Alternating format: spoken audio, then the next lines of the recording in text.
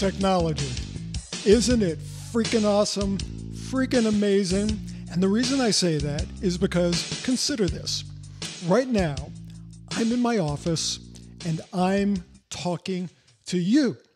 And you might be in your office sitting at your desktop or your laptop, or maybe you're in your car, you're listening to me via iTunes, or you're streaming this video from YouTube or my website, or who knows how you're listening to this. You could be working out and getting an education about how to perform better in medical sales. This is truly amazing. I'm here, you're there, but we're communicating. Wow. Ladies and gentlemen, welcome to the next episode of the Medical Sales Guru podcast and the Medical Sales Channel. My name is Mace Haroff, and today I'm going to talk to you a little bit about technology, but in the context of medical sales. In fact, actually, I'm not going to talk to you about how to use technology. I'm going to talk to you about how some medical sales reps actually abuse technology. See, here's a challenge. We have more ways to communicate than ever before, and a lot of them are good. That's why I can share this information with you right now. I mean, it's awesome. But with all of these ways of communicating, medical sales representatives, maybe even you, don't always choose the best ways of communicating with your customers, especially when you're trying to make the sale. So what am I talking about?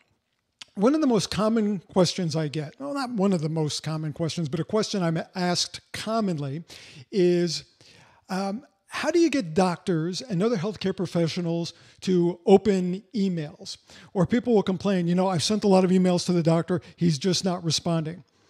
And when I ask them where they are in the sales process, a lot of times they'll say, well, I'm just beginning, I'm prospecting.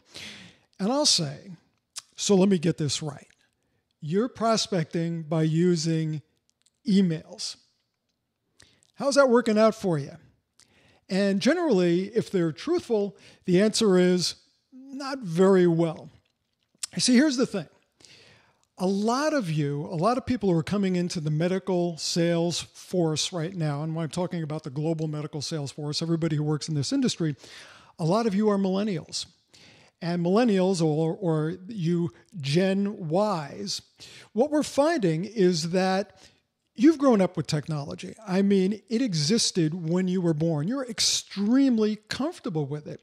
A lot of this whiz-bang stuff that I'm talking about, your iPads and your iPods and smartphones, you don't remember a day when you didn't have this. And I think that's great. But here's the thing. It's not always the best first method to approach your customers with. And here's the reason why.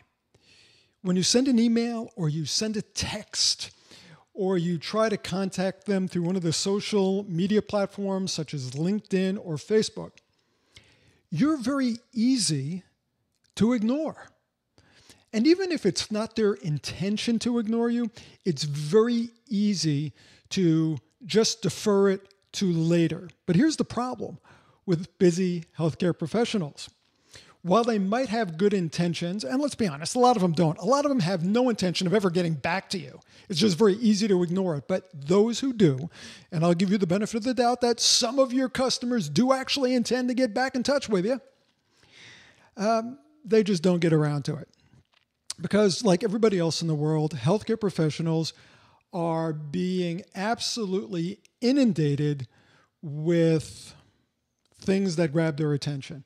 Things like emails and texts and text messages and SMS and all that really wonderful stuff.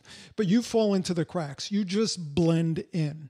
So let me go back to saying this first of all. What's the most difficult thing to ignore? It's a body. And some of you were saying, well, yeah, if it's a nice body, I like a nice... I'm not talking about that. I'm talking about a human being that is in front of you. Think about this for a second. If someone's trying to sell you something and they send you an email, well, I'm not interested in this, delete or ignore. Same thing with a phone call. If someone's calling you and you look at the caller ID and you say, Bob Wildegrass. I don't know who that is, and you ignore it. And if it goes into voicemail, it's just one added step when you get into your voicemail and someone says, yeah, hi, this is Bob Wildegrass from ABC Technologies, and you're thinking, I don't know who this is. You hit 2 or 3 or 7, whatever it is, and Bob is gone. End of story.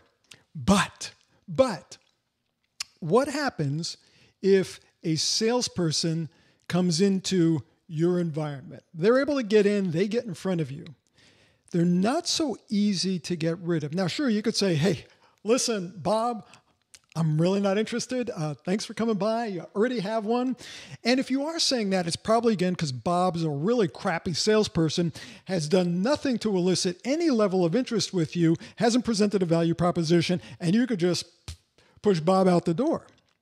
But you still got to face him. You're still going to at least have to hear what he's going to say, because otherwise it would be rude. You just couldn't turn your back on, shove him out of your door, shove him out of your wherever you are and slam the door. You wouldn't do that because you're a nice person. Most people are polite people, but very easy to click that delete on an email.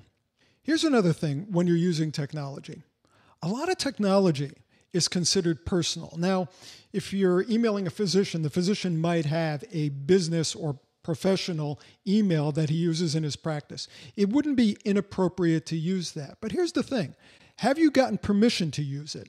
Have you asked that physician or whoever the healthcare professional is how he or she likes to be communicated with?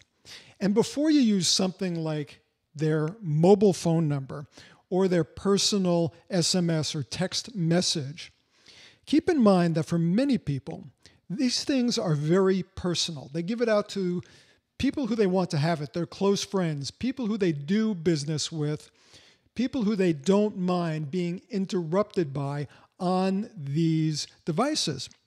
The reason being, if you think about it, when you get a text message, what do? 96% of the people who get a text message look at it within 8 minutes. Why? Because they think it's important. Now, if you get a text message, if you've had the opportunity to get a text message from someone that you don't know or someone who's soliciting you, how do you feel? You feel like it's an intrusion and you don't like that person. So if you're going to use text messages or contact someone through Facebook messaging, for example, get their permission first. Make sure you've been invited. Allow them to tell you, that's how I want to communicate. Now, some of you right now are probably saying, Mace, all of my customers, this is how they like to communicate. So this is how I contact them. But I'm not getting any results. They don't respond to me. Think about that for a second. If you're using a communication technology and it's not working for you, what do you need to do? You need to try something else. And again, I bring you back to the reason you were hired. Why did your company hire you? If you're a medical sales rep, why did they hire you? Did they hire you to send text messages? Now, if you're in inside sales, maybe they did, but I think that's kind of stupid also, unless you're really good at sending text messages, and most people really suck at it. But if that's why they hired you, that's one thing. But for the vast majority of you who are listening to this, you're in outside medical sales, and you were hired to engage with your customers. If you're not getting your emails returned, you are not engaging. That's a sign. It's not working. You need to get in front of them, regardless of what the customer tells you. Now, when you get in front of them, of course, you have to know how to deliver a value proposition, and you have to know how to engage them and position your product appropriately so that they say, tell me more. How could you solve that problem for me? When you've done that, you're doing a great sales job. And if you know how to do that, then it's worth your while to get in front of them. But here's the thing. If all you're doing is leaving voicemails and sending emails and you're not getting a response, then you need to do what you're paid to do. And that's to get off your ass, get in your car and get in front of these people. Now, don't give me excuses like, well, I can't get past the gatekeeper. If you can't get past the gatekeeper, then you have a different problem. Then you're not able to present value to the gatekeeper.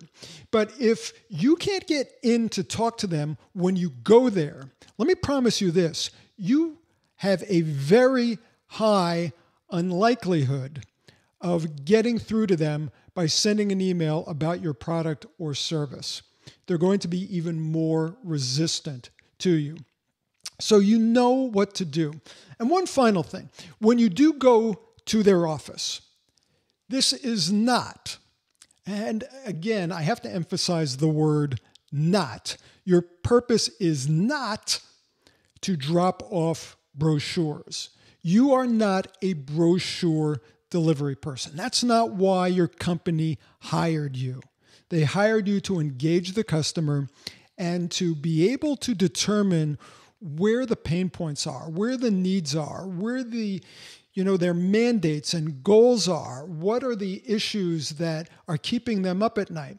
Once you determine that and you are able to influence their thinking to want to buy your product or service, then you're doing your job.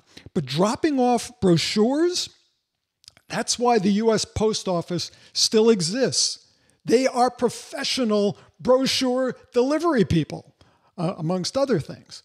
But if your company just wanted brochures to get to your customers, they'd mail them and they would save a hell of a lot of money over hiring very talented, knowledgeable, and hardworking people like you. So you're not a brochure delivery person. If you don't get in to see the customer, take the brochure back with you, because leaving a brochure without a sales call, in my experience, and I have a lot of experience, I have white hair. I've been doing this a long time, so pay attention to what I'm telling you.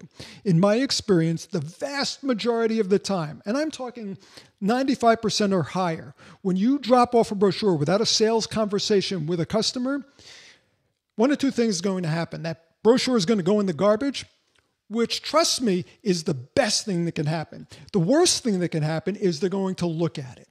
Because when they look at it, it's very easy for them to be able to accomplish what their goal is in the first place for looking at that brochure. And their goal is to be able to do one thing, and that is to say no. They want to say no, because once they say no to your offering, they could go back to feeling comfortable with whatever they're using, the status quo. Remember, your biggest competition is not your competitor who sells what you sell. Your biggest competition is the status quo. Whatever they're doing, whatever they're using. If they're not even doing the procedure, that's the status quo. And if it's working for them, they'd like to stay with it, because there's no risk in doing what you know works. But if you drop off that brochure and they're able to look at it and say, oh, yeah, okay, you're selling a widget. I already have a widget. I don't need this. It goes in the garbage. Okay? If they really get into it and really go through the brochure and try to understand it, then they'll really have enough information to say no, because you're not there to guide them. And then what happens is the next time you want to talk to them about your product or service, they're going to go, yeah, I already took a look at that. I'm really not interested. You see, brochures without you don't work. So your job is not to contact people via email. Your job is not to try and sell something via text messaging. Engage someone. Deliver your value proposition. Now, if in the follow-up, they want you to follow up with them via email in a very specific way, in other words, sending a document, something that's going to be relevant, something which is going to move the sales process forward, then by all means do it, as long as they respond. If they don't respond, then again, you need to get off your ass, get in your car, and get in front of the customer. That's what works. That's what your company hired you to do, to engage. Whatever it takes to engage, do it. Why? Because that's your job. Nothing works better than showing up. Technology is wonderful. I'm glad that you and I can be together via technology. But nothing works better than showing up, especially when you're dealing with people who really don't want to buy. Healthcare professionals want to keep things the same. You're an interrupter. The best way to interrupt is by being there. Not what you wanted to hear. But if you want to do more, if you want to sell more, if you want to grow your territory, earn more commissions, then it probably is what you wanted to hear. So there, I delivered it for you. If you'd like some more information about how you could sell more effectively, because maybe you need a little tune-up, maybe you need a little tweaking in your sales technique, the way you approach customers, the way you engage customers, the way you create and implement a medical sales process. You do have a medical sales process, right? If you need help with any of that, please check out my online 24-hour-a-day, 7-day-a-week, 365 days out of the year training platform called Medical Sales Academy. It is probably the biggest bargain in terms of what you could invest in to drive your professional career if you're in medical sales. Don't take it from me. Look at the results other people are getting. You can find out more about Medical Sales Academy at medicalsalesacademy.com. Do it for yourself. You'll be glad you did. And you are very fortunate in that you've got a job that makes a difference. Not only does it feed you and feed your family and provide you a great future, it also allows you to make a contribution by helping healthcare professionals to provide better outcomes to their patient. So, why are you listening to me at this point?